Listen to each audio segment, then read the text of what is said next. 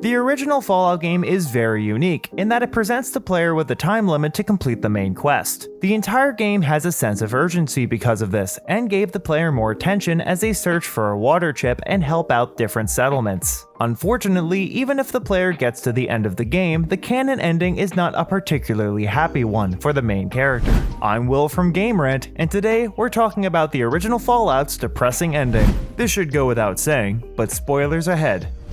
At the very start of the game, the player is told by the overseer of Vault 13 that the water chip is broken and that they have 150 days to find a replacement. Should the player succeed in finding a water chip, they return to the vault only to be told to deal with the growing super mutant population when reporting back to the overseer. After digging into the super mutant threat, the player discovers the Unity, an organization of super mutants created and under the command of the Master. The Master believes that humans should be subjected to the forced evolutionary virus, or FEV, to remove the impurities of regular humans. He wishes to bring about a new era of humanity through this method. As one might assume, there are multiple ways for the protagonist to go about stopping him. After destroying the source of super mutants at Mariposa military base, the player must track down the Master and stop this once and for all. The Master is a very tough foe, meaning that the best method of overcoming him is through speech or a special holodisc from the Brotherhood of Steel. Said holodisc actually reveals that all of the super mutants are sterile, meaning that it would be impossible for them to propagate the wasteland. The Master would deny this information, but would soon realize the futility of their plan. Afterwards, the Master instructs the player to leave, and detonates a nuke, destroying himself and every super mutant inside. After these events, the player is instantly taken back to Vault 13 and speaks with the Overseer. He expresses gratitude for their actions, but says they can't stay in the vault due to their heroic actions and the fear that others would step out to follow in their footsteps. The game then ends with the player walking off into the wasteland, unless they took the Bloody Mess perk, which grants a special cutscene.